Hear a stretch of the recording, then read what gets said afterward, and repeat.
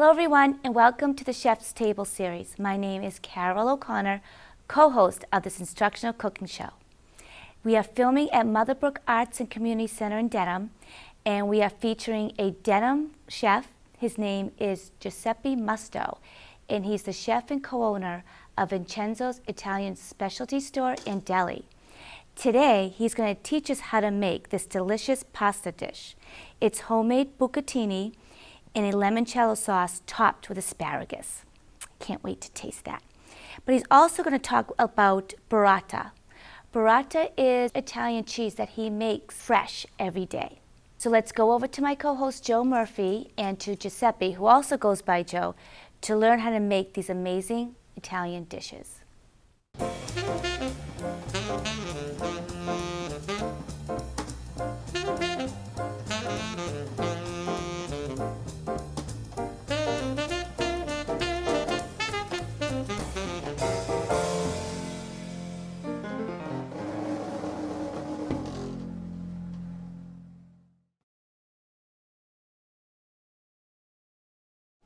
Hi, my name is Joe Murphy. I am the chef co-host of the Chef's Table series.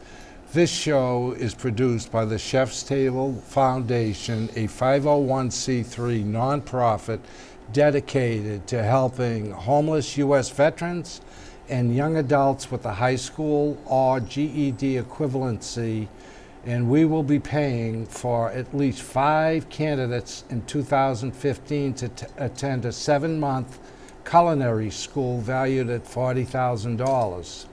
And that is our mission, and we're really pleased to be here today. And even more pleased because of the chef that's with us today. We've had Joe on the show before. You've probably seen him do the Feast of the Seven Fish, and we just decided that he's such a great cook and innovative chef, particularly with the Italian cuisine, and go figure that, he's from Avellino, but he lives here in Dedham, and he owns Vincenzo's Italian Deli. So, Chef, thank you for coming. Thank you. Okay, I'm glad you're smiling today, Chef. Yeah, and what are we making today, Chef? So, the first appetizer that we're making, it's a spring mix salad with a burrata. Oh, nice. So it's a spring mix salad, which you can get in any supermarket. And with a burrata. Burrata. Why don't you tell the audience what burrata is? It's not a common... Burrata, it's kind of like the mozzarella. The only thing is kind of cream inside. A lot of people, they think it's butter, but it's not. It's actually, it's a leftover mozzarella. You mix it up with a heavy cream. Oh, nice. Let it stay overnight, and then you stuff it. Wow. Yeah. Yeah, now you make your own fresh mozzarella each day, correct? Yes. And you make your own ricotta. What other cheeses do you make? We do the ricotta, we do the burrata, the mozzarella, and the fresh cheese for Easter time, for the pizzaghiera. Oh, nice, yeah. That's like, they call that a farmer's cheese. Farmer's cheese, yeah. It's really a nondescript flavor. I don't think it has much salt doesn't have to have much salt. Yeah, well, that's great. And you know, burrata is something you generally do not see on a menu. I've had it once before. We shot Strega Prime, which is part of the Strega organization, and the chef, corporate chef, is from Sicily, and he served it to us. So this is a real treat, and if you're a foodie, you know, you're not going to find this very often in a great Italian restaurant. So, how do we serve this, Chef? So we just get a little spring mix. Yeah. Just put some olive oil. Right. And then we get the burrata. Now, if you notice, Chef just poured without any measuring the olive oil. Reason he can do that is he's probably done it 100,000 times. Normally, if you're going to make a salad dressing, it's generally, you do 2 oil to 1 vinegar. So that's generally the ratio. Your oil is 2/3, and your pH, lemon juice, red wine vinegar, balsamic vinegar it's 1/3. So that's generally the ratio. You can see the cream right here. Oh, look at that. Could we show that just Sure. to this camera over here? Now, that is your burrata, and that has, as Chef said, a heavy cream and day-old fresh mozzarella, if that makes sense. But it's only a day old, and you let it set up. Is that why? Overnight, and actually this one here I made it this morning around 11 o'clock. Okay. So it's really fresh. Oh, excellent. It looks absolutely fantastic. Now, do you use fresh cracked pepper? Yeah, I Okay. just like to finish it up with Little some more olive oil. Yeah. Wow. And then some fresh black pepper. Yeah. Now, in a professional kitchen, you will find fresh cracked pepper. They may do a batch of it before service. And one thing I didn't talk about at the very beginning, Chef, is this show is designed to be instructional, and everything has to be in its place. And the French term is mise en place. So if we can just take a second to talk about these ingredients, you know that as a professional chef, he has everything set up. That way there, he doesn't miss an ingredient. He's not running around at a critical moment trying to figure out where is this, where's that. He has everything mise en place, in its place.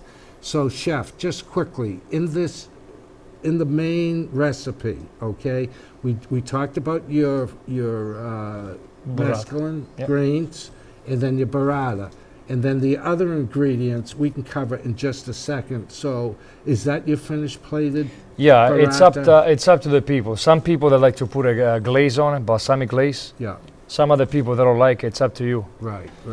I noticed that glaze is from Italy. Yeah, And, you know, when choosing balsamic vinegars, if you, in the supermarket, there's all different price ranges. And I have found from my own palate, the inexpensive ones, they really hurt a finished meal, okay? They're just bitter, they're not sweet enough, they're not thick enough. But what I have done, because when I first tried it, is I put it in a small saucepan and cooked it down a little bit to get a thicker consistency, and it seemed to help a little bit. it's actually the glaze. It's kind of like wine. Right. A lot of balsamic glaze that you see in the supermarket. There is even some they have 10 years old aged, Yeah. and they're aged in the oak barrel. Oh, nice. So older they are, better taste they got it. Okay, good. So they're You smooth. know, a little tip about Chef, where he grew up in Avellino, I was talking to a friend of his the other day at Chef's Restaurant, and Chef just came back from a 3-week stay visiting his family in Avellino in the small town, and his friend was with him. And the friend, I said, well, how big is the town? He said about 700 people. Yeah. Is that right? So I said, well, Joe told me if I want to go over, he has a house, an extra house there, I can stay. I said, but where would I eat? He said, what are you, crazy? If you want lamb, you go out in the backyard, you get the lamb. If you want a chicken, if you want fresh eggplant, you go out and pick what you want. And you know, I remember stories from Joe talking about his grandmother milking Yeah. the cow, making the ricotta, the mozzarella every day, right? Yeah, it's true. Yeah, so it's to me, that's being a foodie. That is the real deal. That is fascinating to me. So I just wanted to give that little story. Okay. That's the All right. Burrata. So the first thing we have here is an ingredient. Yep. That is those are chopped onions chopped onions. That's with a a little garlic into it. Okay, so that's a chopped onion. Remember, you get small dice, medium dice, large dice, and chopped. So chopped is about 1/2 inch, 3/4 inch, and then you have butter. The butter, yeah. Butter. Remember, professional chefs, pastry shops, food kitchens, unsalted butter. You will never see salted butter used in a professional kitchen, and there's a good reason for that. Because the chef wants to bring the seasoning, the salt, that type of thing, and use his own taste. And this is a creative process, and that's why we call it culinary arts. This is a mixture. A mixture with salt and pepper. Salt and pepper. That's some cut up lemons. Lemons. with that's for the lemon juice, the lemon juice. and those are some asparagus. Asparagus. So there it is. This is one of the things I love about Italian cooking is it's simple, it's clean, but it's always, if it's prepared properly with the chef's capability, it's just fabulous. It becomes almost elegant. So what do we have here? That's Salt? only salt, What kind of salt? sea salt. Sea salt. On occasion, you will find chefs that use sea salt. Most chefs use a kosher salt. And I'll just quickly, for the group that we have, the live audience, sea salt, kosher salt are large crystals versus your table salt. Generally at home, people are using table salt. Why is this better? Well, by volume, it has much less sodium content, okay? So if you need a cup of salt, if you use a cup of table salt, you're going to get twice the sodium versus the larger crystal. Now, this is the second Italian chef that has used, this is sea salt, and that does also has the same size crystals and much easier to manage for portioning and finishing a dish. Sea salt, in Italy, the Sicilian chef from Strega, he always uses sea salt with fish dishes. Yep. Because it's from the ocean and he feels that it doesn't disrupt the fresh flavor. So there's a little tip for you. I use both. So that's that. Okay, and then what is that yellow stuff in the boiler? It looks like lemonade. Actually, yeah, that's the limoncello. Actually, it's not really lemonade. Right, right. Yeah, it's a homemade limoncello. Yeah. Oh. So, are we ready Yep. to get? What are you going to do first, chef? We started with olive oil in a All really right. hot pan. I'm going to swap positions with you so Sure. that you can do your thing. And then again, chef is using fresh pasta. Bucatini. It's Bucatini, which is a tube, basically. tube, And I love Bucatini. Okay. Now, on fresh pasta, I'm sure, I would think that most of you have cooked fresh pasta versus the dried, the packaged.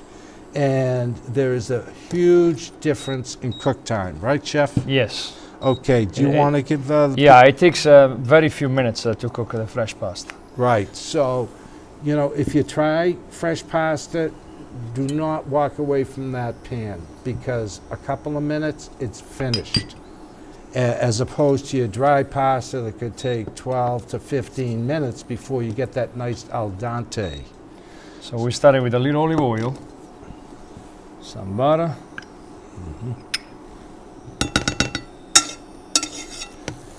If we could just talk about the butter for one more second. Generally, I use butter to do two things. The first thing is, while I'm getting my sauce together, it does add a nice taste. It just brings the palate, I say the palate, when it's in my mouth and I'm eating it, it gives it a more refreshing flavor.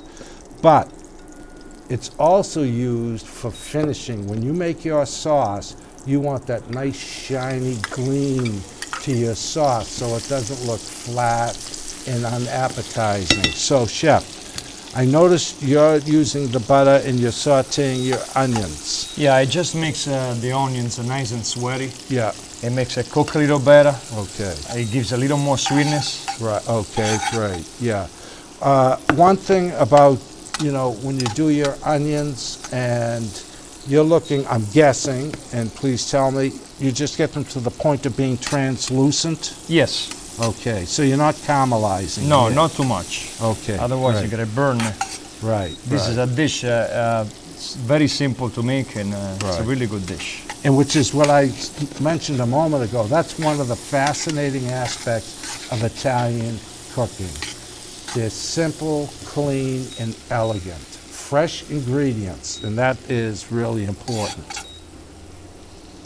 Now you let it cook the onions for a few minutes, Right. and then the magic time, some fresh limoncello. Right.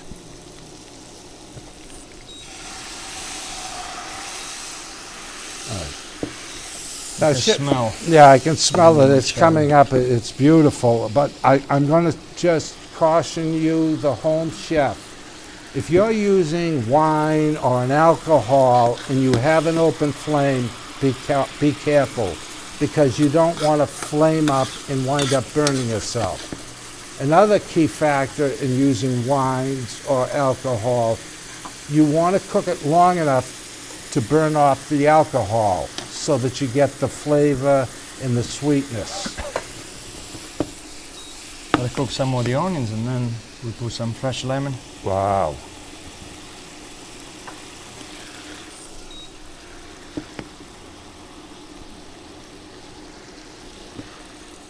You know, when you're using butter, another thing, chef mix the butter with the olive oil. Butter has a very low smoke point.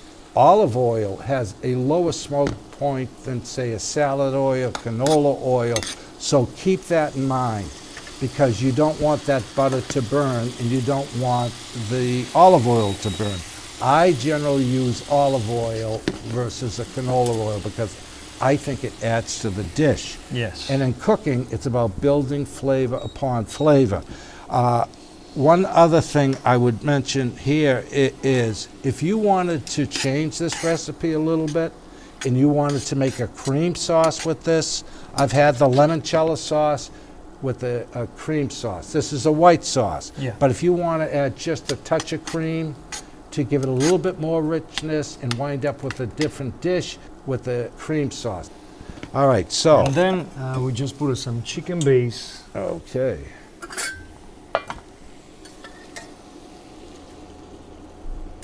You're going to find chicken base used in a lot of sauces, you know, in a professional kitchen. Even if you're cooking a nice fillet of sole or any delicate fish and you want to add a little bit of a sauce, then you can use, after your wine reduces, add a little chicken sauce and then let that reduce. So, now Chef, one quick question. Yeah. Is in your chicken base, was there a little bit of flour in there? Yeah, you can use a flour, you can use a cornstarch. Cornstarch, that's what I thought. And that'll give you a thicker sauce. It'll really adhere to your pasta, which is really the way Italians do it. They take the pasta, they put it in the pan, Mix it up. and then coat the pasta. And I always tell people, what is pasta? Flour and water, unless it's an egg fettuccine. So, you know, I always add plenty of salt to the water just to give it some flavor, but it's the finishing sauce that really makes the difference. Then we have some salt and pepper. Yeah, Pasta should be pretty much ready. right.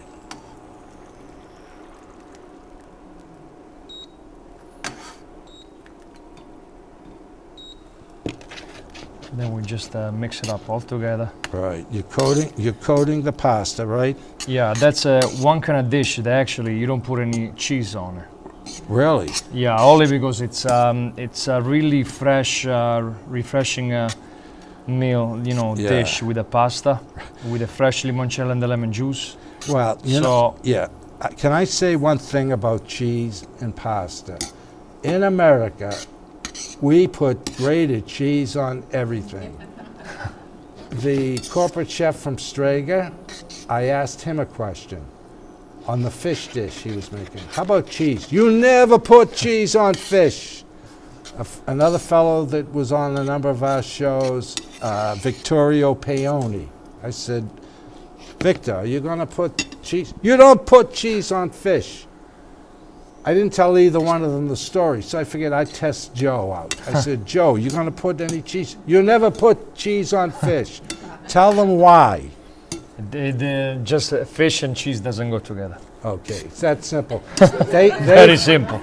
Yeah, it really, the fish is considered fresh fish, very delicate. You don't want to take away from that flavor by adding cheese. And again, you know, as I said, Chef Joe is using sea salt. So these other two Italian chefs, both from Italy, were using sea salt. So there was continuity in the flavor profile. And then I got some chopped up asparagus Right. that you can add on. Yeah. See, September usually in Italy, that's when we get the asparagus. You can get it fresh. Oh, They nice. start popping out there, and even the mushrooms. But in Avellino, go out any time of year, grab Anytime. what you want and say, cook this for me. Okay. Yeah, one thing that I've had with Chef Victor Paoni, he did the limoncello sauce with the cream, but he had some nice deep sea scallops, and he sauteed them, got each side a little bit golden brown, and then he added it to the finished dish, the scallops to the finished dish. So it was the scallops with the limoncello in a cream sauce.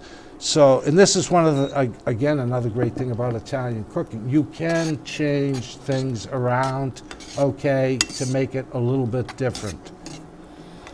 Then I just put a little of the water from the pasta, Yeah, so it does it to loosen it up a little bit. Okay. Sometimes it can get a little thicker, right. and pretty much the dish is done. Okay, I just want to make one comment about what Chef just said. You know, with the chicken base, that had a little bit of flour in it to thicken it. So it went in the saute, and as it was heating up, it started thickening. So he used the pasta water, which has starch in it, again, okay? From the pasta. From the pasta, but it also, with the liquid, it loosened up his sauce, so it wasn't a very cakey finished dish.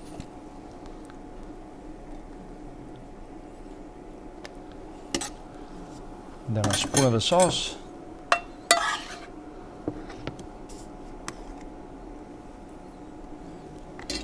Couple of asparagus. Yeah. Now, the asparagus that you're dressing the plate with, were those blanched prior? They're pretty much they are pretty much what they call shocked. Shocked. You just boil the water very fast. You just put it inside for like a few seconds. Right. Take it out and put it in the cold water. Right. And then you can just put a couple slices of lemons, Right. and that's it. Excellent. So there's your finished dish. Thank you. This round of applause just put a nice smile on Chef's face, which is what I like. I don't have to do anything outrageous. And another thing, I just want to say, if you ever have the opportunity to see Chef's carving work, he carves vegetables that are beyond belief. I was telling some people earlier about the Indian headdress you did. Did you do that with a pumpkin or? No, that was a watermelon actually. Oh, a watermelon, okay. I'll tell you, it really is a work of art, and his skill level are off the charts in cooking and in carving, vegetables. And why don't you tell the people how you learned that? You were in Switzerland, right? Yeah, back in 1998, I went to work in Switzerland, and because I didn't have that much experience, they let you just sit down on the corner and do carving all day. It's not about the food; it's about the look in the dish. Right. So all day I was doing flowers, carving, stuff like that. Right. Now, your carving is incredible. And I want to remind our viewers, if you would like to cook this particular recipe or some of the other recipes you've seen on the Chef's Table series, you can go to the Chef's Table series .tv website, and you can get all the recipes. You can take your iPad, your laptop, go in the kitchen, cook with the chef, and you'll have your recipe in hand. And we'd also like to thank the Mother Brook Arts and Community Center on High Street in Dedham, which is a beautiful facility. It is a foundation that was formed a year ago, and there are 40 artists working in this building, and there is there's just fabulous artwork to see. And they invited us because we're all about arts as well, culinary arts. So again, we want to thank you, our viewing audience, and our audience here. And we want to thank really Chef Giuseppe Musto, AKA Joe Musto, a good friend, and this is an inside joke if you're watching it on TV. He is smiling, which is what we like. Thank you, Joe. Thank you. Thank you very much. Excellent job. Hello everyone and welcome to this week's wine pairing. I'm Carol O'Connor. I'm here with John Paul Kaminga, wine sommelier and wine manager of the Jamaica Plain Blanchard's Wines and Spirits. Today we are pairing a wine for chef owner Giuseppe Musto. He owns Vincenzo's in Dedham. His fresh Bucatini limoncello sauce. So what type of, well, I'm going to say he chose a white wine, but tell us about this white wine you chose. So we've got a Moscato Giallo, which is from northern Italy, from Trentino, more specifically, Trentino Alto Adige. You pronounce that so well. I try, although it's probably not quite correct, actually. It sounds better than what I would say it. My accent. And it might not actually be completely correct wherever it's from, but it's Vigneti delle Dolomiti, something like that. Sounds so pretty. Right? It's IGT. Pretty to drink. So, but anyways, it's a Moscato, and I think a lot of people, when they think of Moscato, they think it's going to be sweet. This is a dry Moscato. What's making it dry? You just ferment all the sugar out until you have made it all into alcohol. And how long is that process? I imagine it doesn't take much longer than a couple weeks or a few weeks tops. Wow. It's got about 12% alcohol in here. And so one of the things that makes Moscato is its aromatics. So even though this isn't sweet, you're going to smell it and you're going to think, oh my goodness, there's like these like really sweet smells to it, kind of flowery and very lemony. And also one of the hallmarks of this wine is a sort of white pepper scent, and that's what Pfeffer means. If you look at the bottle, it does? right there, Pfeffer refers to its subtle and distinctive white pepper aroma. And so Moscato often has this sort of spicy element, goes along with the floral element. A lot of wines that are floral also have a very distinctive kind of spicy element. But despite all those like rich, exotic kind of flavors, it finishes dry and clean and crisp, and there's a very vibrant acidity to it. So it's almost a little tart on the finish. Oh, let's try it. It's so cool and so different. Yeah, with all the description you gave, I definitely want to give it a taste. Wow, this is light. Yeah, it's very light in color. Perfect. Very clear and kind of brilliant. Yep. Brilliant. That's a good word. Yeah, well, so I mean, you could describe a wine as sometimes hazy, but if it's not cloudy at all, then it has a sort of brilliance to it. The light reflects clearly through it, and kind of, you know. This smells beautiful. Yeah, it is. I have to try. It's gorgeous.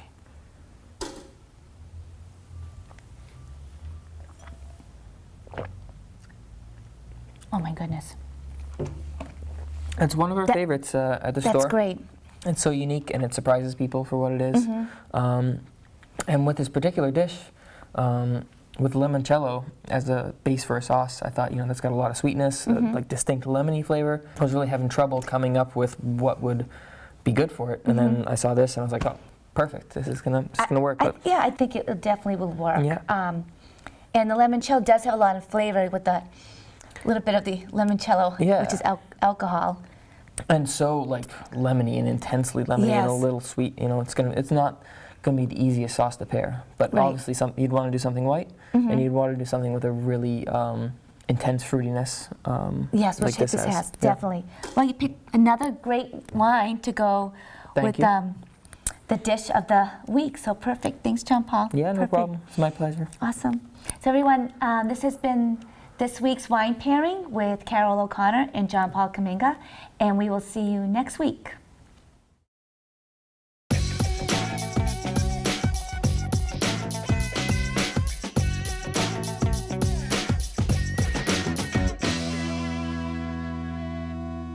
Hi folks, Steve LaCount, chef owner of Chiara Bistro in Westwood, coming at you with this week's Chef's Tip of the Week.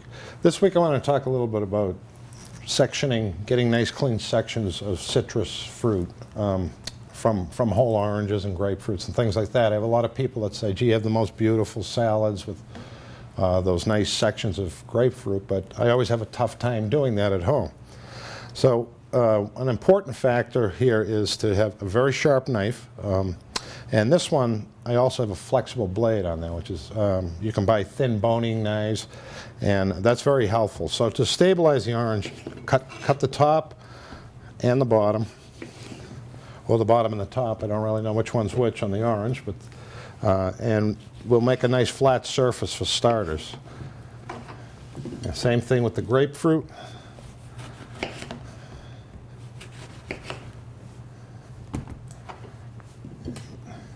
And then I want to look inside that orange. That part is called the pith, P-I-T-H, and we want to skin that. That part is the most bitter part of the orange.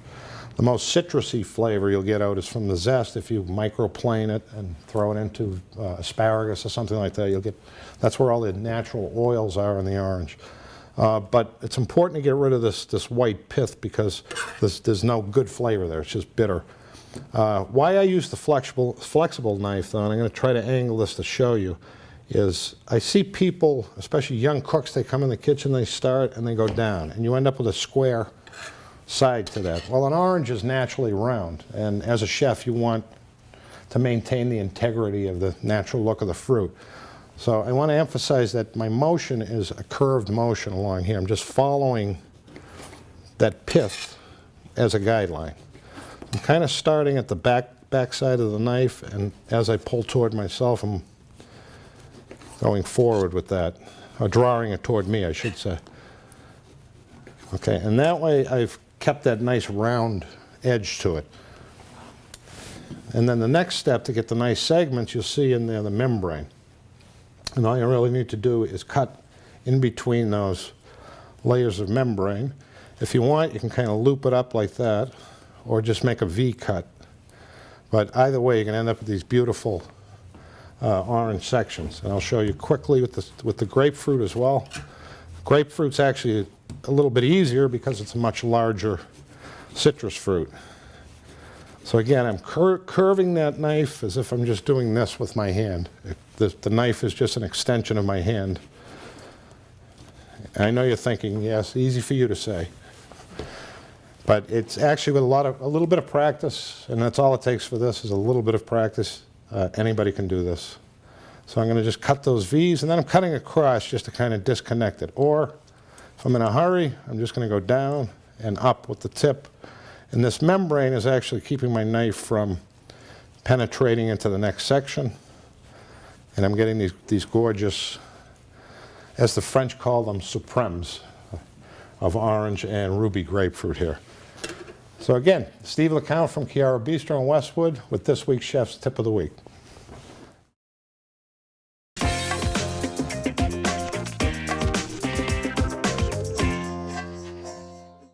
Hi, I'm Margery Gann, and I work at Ethos in Jamaica Plain, and we're an organization that serves elders and people of all ages with disabilities.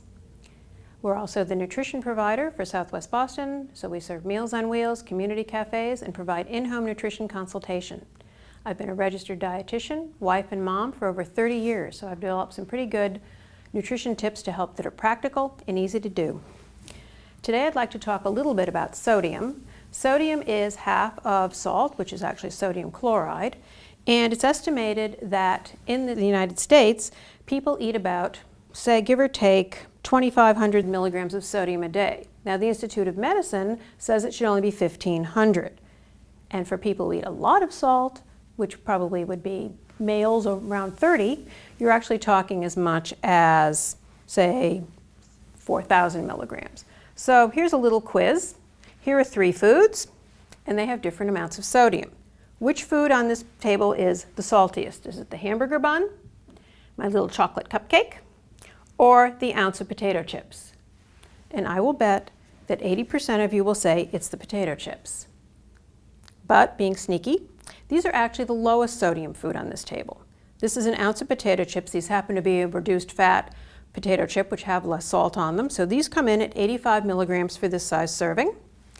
The cupcake, and this is a pretty little cupcake if you look at it, 135 milligrams, and you'd probably eat both of the ones that came in the package.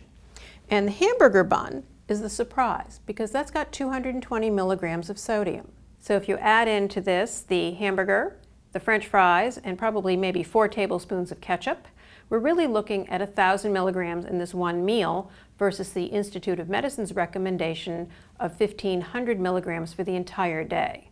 So you can see why those 30-year-old men are getting their excess sodium. So the easiest ways to cut down on sodium, probably eat fewer processed foods, lots more fresh fruits and vegetables. And that's my tip for the day.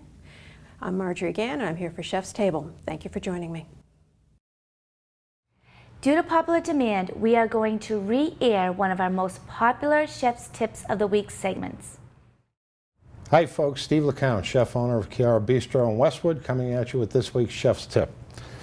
This week I'd like to talk a little bit about knife safety and cutting safety, and that's why I have a carrot and a parsnip in front of me. Basically, I'm going to peel this really quickly and then show you a few different cuts and how you can do them in a safe manner. And the reason I picked both of these vegetables is because of their shape.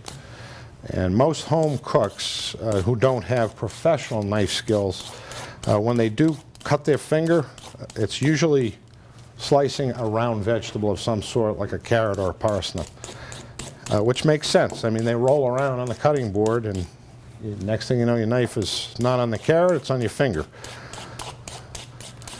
So we'll just put that aside a little bit. I'm using a typical French knife here for this. Important to have a very sharp knife when you're doing a firm vegetable like that. So I want to cut the ends off of these, and then we'll show you a few different cuts. And I'm going to start with, now, to eliminate most of the danger, one of the best things you can do is just take a little slice off of that. Now you've got a flat surface to rest that on. So if you want carrot wheels for something, you know, you've got a little bit of leverage there instead of that thing rolling around on you. If I want to cut carrot sticks, I still have that leverage because it's flat, and I can do things like that and then just pile them on top of each other and cut my carrot sticks. Let's say I want to finely dice that for some reason. I'm going to do the same thing. Take a little piece off, let that flat side. I'm just going to cut these thinner now, and then stack a couple of them together. And notice the motion. I'm not cutting down like this, which I see a lot of home cooks doing. It's actually a rocking motion. I'm starting at the front part of this knife, and I'm pushing forward like that. Okay? As I'm doing, I'm tucking these 4 fingers, bending them so my knuckles are resting against the blade of that knife. And that's what's keeping me from cutting the tips of my left fingers off. So once I have them finely diced like that, I just turn that sideways, and now I'll go a little bit faster, and you can still see that rocking motion. Again, I'm not doing this. I'm pushing forward, and then I'm moving the knife sideways and doing it again. Sideways, doing it again.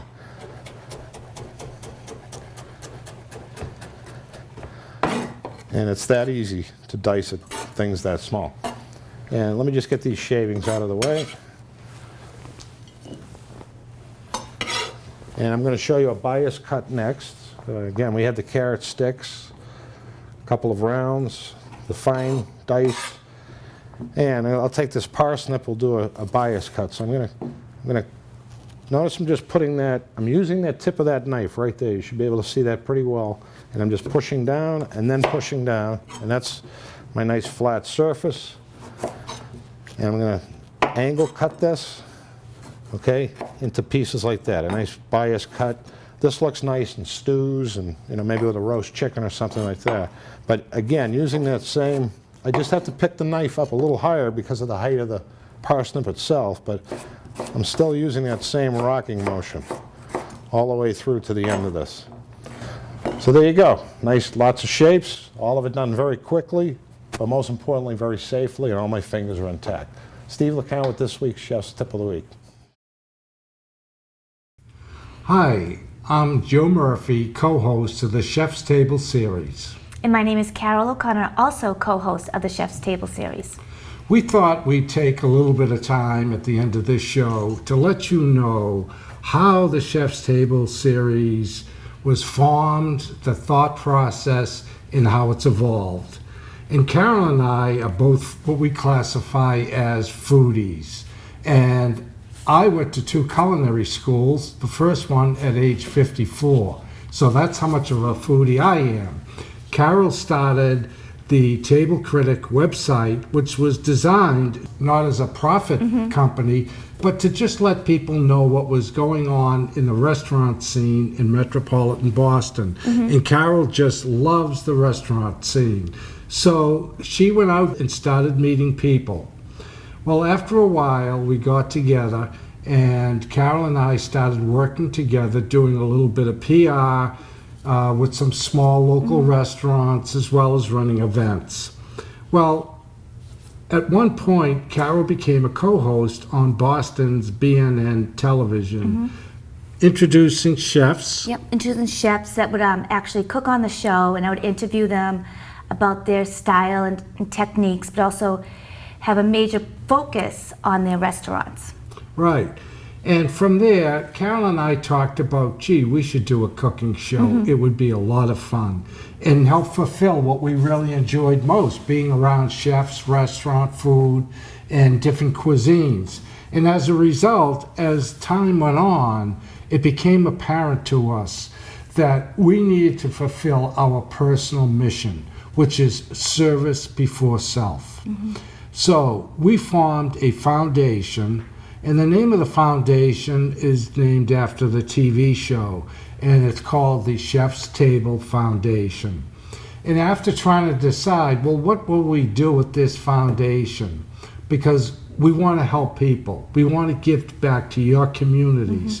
And as a result, you know, Carol came up with the idea. I was stretching my head, well, gee, should we help this group, that group? And Carol said, I think we should. So since the show is about cooking, we decided that we want to help those students who have a passion to cook, to help them get into culinary school. We're looking for students in the 12th grade that are either homeless or do not have the means to pay for college, to a culinary school. Yeah. And you know, I've started doing research and looking on different websites to discover, well, how many homeless young adults, high school age adults are there in the state of Massachusetts? And I'm very saddened by the information I found. In this state alone, there are 6,000 18 and under homeless children in this state. Carol and I firmly believe everybody deserves a chance. And this group will probably never have an opportunity to dig themselves out of being indigent, homeless, or they've just fallen into that bottomless pit. So with your support and help in supporting this show, we hope to raise the awareness of people, young people in need. You know, we just don't believe in necessarily throwing money at a problem. We want to help people to help themselves. In what better way? Again, this is our passion, the food business. So there are many, many people in today's American culture that just love the food scene. And this will be a great opportunity. And, you know, we don't have all the answers right at this point. This has been an evolutionary project. It's evolving. New thoughts, new ideas, new concepts pop up weekly. And we're trying to figure out the best way to raise money through our nonprofit. And I think at this point it's really important, Carol, that we let our viewing audience know we do not get paid for this. All the people that appear on the show are volunteering their time. And they're people like you and like Carol and I that believe in helping their neighbor, because it's all about community, all right? And we are focusing on every town and city in the state of Massachusetts. So if your town is not showing this TV series, you can be a supporter of the show by contacting your local station, because the requirement is you either work in the town or you live in the town, all right? So if you would like to be a supporter of this show and broaden its reach throughout the state of Massachusetts, we need your help. In another area, You know, Carol and I have almost put this into a full-time job for us. And like you, we have to pay our own bills, and we do not take a dime for doing this. And it's not that we're looking for a pat in the back, but what we need to do is find ways to raise financial support of this show. And it's generally done through donations, which is part of the criteria of airing a show on your community public access television stations. And it's a win-win situation. We believe, based on the people that have committed themselves to helping us produce this show, they're very, very skilled in either chefing or filming, technology, and it gives us really a good feeling about trying to help people and hopefully demonstrates who we are. And particularly after the last 8 or 9 years, I've never been homeless or indigent, but I have to tell you, I owned a 5,000 square foot bakery, and when the economy began to crash, fancy pastries, cakes, they are at the bottom of the list, okay? Ultimately, I sold that bakery, closed it 5 years ago, and said, what am I going to do now? Well, my personal story is I became disabled 10 years ago. So I'm not really capable of working in a regular job. And I was 54 when I went to my first culinary school, so now I'm 66. And you know something? I'm so energized by working on this show with Carol, with the people that are working with us on this show each week, the restaurateurs. And restaurant people are the most giving industry you could experience. They always put out that helping hand. Absolutely. And you know, we just see some great things. And, you know, I hope they don't get angry, but I'm going to tell you something Carol and I just experienced. We have bounced around from kitchen to film the show. And currently, one of the supporters of the show is Blanchard's Wines and Spirits. We are in their demonstration kitchen as we speak. But we know as this show continues to grow, we need our own space. Well, where are we going to get the money to build a kitchen? Carol and I, impromptu, went into a local Home Depot, told our story, and that general manager of this local Home Depot was so moved by the story and how we want to help people. She said, you know, Home Depot is very good with helping people.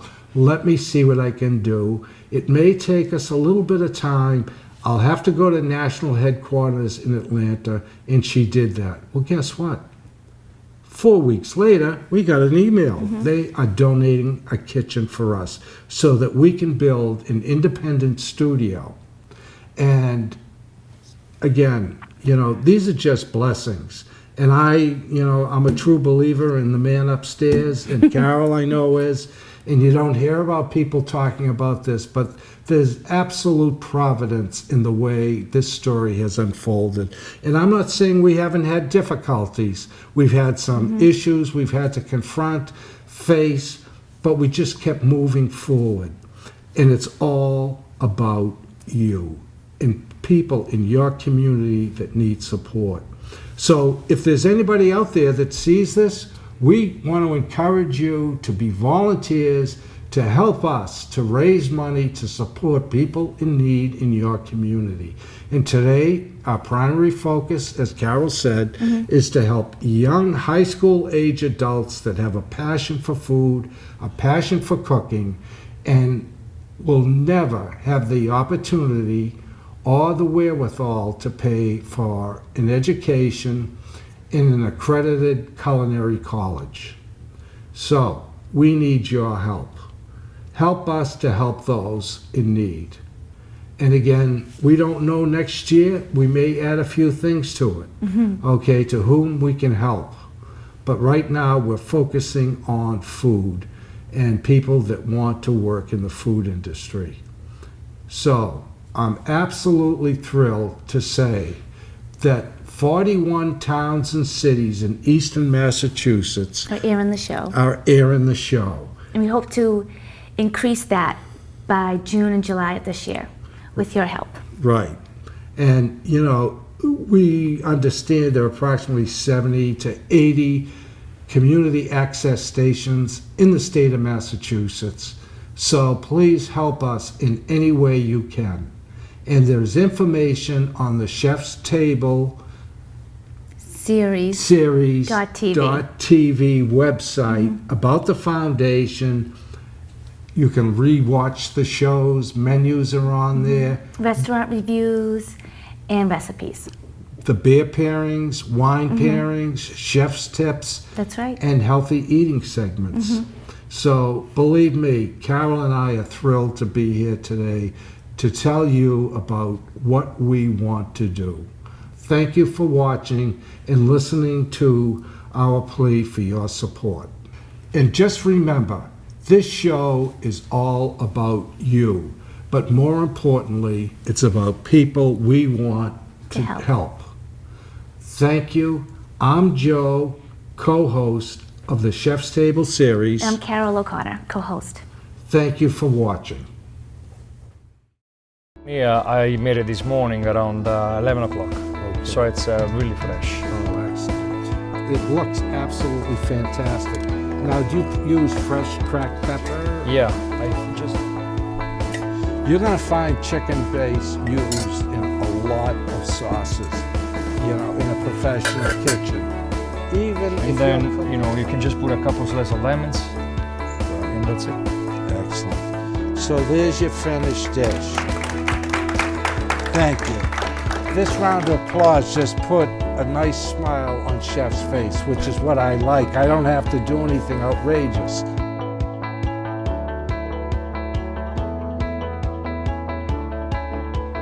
The Chef's Table series is shooting on location in cities and towns across Massachusetts.